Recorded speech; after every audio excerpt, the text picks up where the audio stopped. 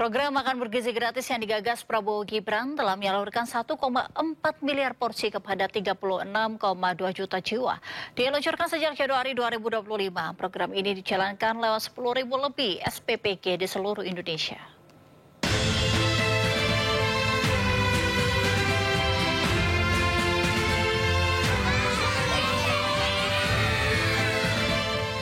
Makan bergizi gratis MBG menjadi salah satu program unggulan pemerintahan Prabowo Subianto Gibran Raka Buming Raka. Program ini sebelumnya terus digaungkan Presiden Prabowo sejak kampanye Pilpres tahun 2024 lalu. Presiden Prabowo menyebut program MBG bertujuan untuk meningkatkan kualitas hidup masyarakat melalui akses gizi yang lebih baik. Sejak berjalan secara bertahap pada 6 Januari 2025, MBG telah menyalurkan total 1,4 miliar porsi kepada 36,2 juta jiwa penerima manfaat. Sementara jumlah satuan pelayanan pemenuhan gizi (SPPG) untuk program MBG terus bertambah.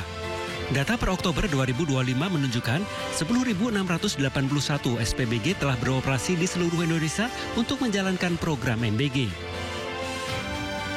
Badan Gizi Nasional optimis program makan bergizi gratis bisa terrealisasi sesuai target pada tahun 2025. BGN kini fokus mengejar hingga 82,9 juta penerima manfaat. Kita kejar 82,9 juta, mudah-mudahan tercapai. Tapi kita optimis lah ya, walaupun mungkin mentok-mentoknya 70 juta begitu, tapi itu sudah akan melebihi pagu yang 71 triliun.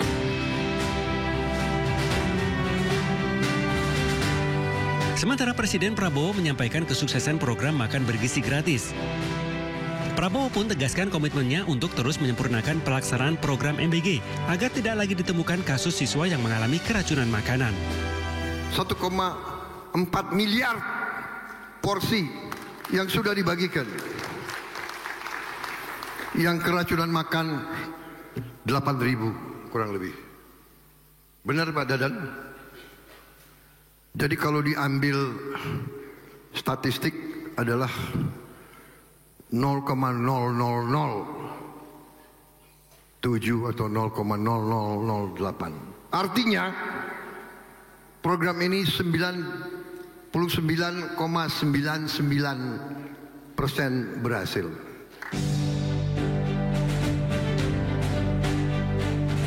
Terkait temuan kasus keracunan MBG, Badan Gizi Nasional juga terus mengevaluasi dan membenahi sejumlah kekurangan dan kendala dalam program tersebut.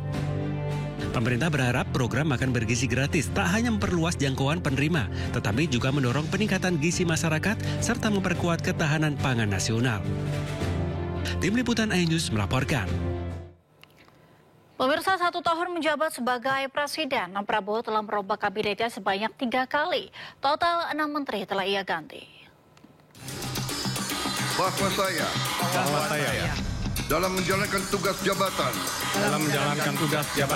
akan Bismillahirrahmanirrahim. Prabowo Subianto dan Gibran Raka Buming Raka dilantik menjadi presiden dan wakil presiden pada 20 Oktober 2024 lalu.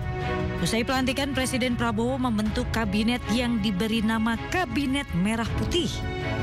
Total ada 48 menteri, 5 kepala badan, serta 59 wakil menteri. 4 bulan menjabat, Presiden Prabowo Subianto mereshuffle kabinetnya untuk pertama kali pada 19 Februari 2025. Saat itu Satrio Brojonegoro yang menjabat sebagai Menteri Pendidikan Tinggi, Sains dan Teknologi diganti.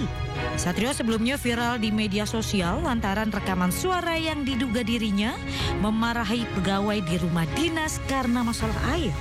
Ia pun dianggap semena-mena mencopot jabatan sejumlah orang di kementeriannya. Prabowo kemudian menunjuk Brian Yuliarto menggantikan Satrio sebagai Mendiktissaintek. 7 bulan kemudian, tepatnya pada 8 September 2025, Presiden Prabowo kembali mereshuffle kabinetnya. Kali ini terdapat 5 menteri yang terkena reshuffle, salah satunya adalah Menteri Keuangan Sri Mulyani. Prabowo melantik Purbaya Yudisadewa menggantikan Sri Mulyani. Muhtarudin menggantikan Abdul Qadir Karding, serta Ferry Juliantono menggantikan Budi Aris Setiadi. Prabowo juga membentuk satu kementerian baru yakni Kementerian Haji dan Umroh yang dijabat oleh Muhammad Irfan Yusuf sebagai menteri dan Dhanil Anzar Simanjuntak sebagai Wamen Haji dan Umroh. Dalam kesempatan yang sama diumumkan pula bahwa Budi Gunawan dan Dito Aryo Tejo dicopot. Namun belum diumumkan penggantinya. 9 hari pasca reshuffle jilid 2 pada 17 September 2025, Prabowo kembali merombak kabinetnya. Dalam reshuffle jilid 3, sejumlah posisi menteri dan wakil menteri kembali diisi oleh tokoh baru. Presiden Prabowo melantik 2 menteri dan 3 wakil menteri. Syamari Caniago dilantik sebagai Menteri Koordinator Bidang Politik dan Keamanan menggantikan Budi Gunawan, sementara Erick Thohir sebagai Menteri Pemuda dan Olahraga. Afrian Sanur dilantik sebagai Wakil Menteri Ketenagakerjaan menggantikan Emmanuel Ebenezer yang menjadi tersangka kasus korupsi. Farida Farihah sebagai Wakil Menteri Korupsi dan Rahmat Marzuki sebagai Wakil Menteri Kehutanan. Di saat yang sama, Prabowo juga melantik para kepala badan di Istana Negara Jakarta.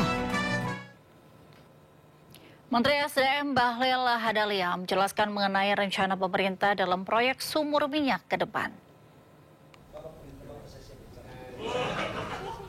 Di Kompleks Istana Kepresidenan Jakarta, Menteri SDM Bahlil Lahadalia menjelaskan upaya percepatan yang dilakukan pemerintah saat ini.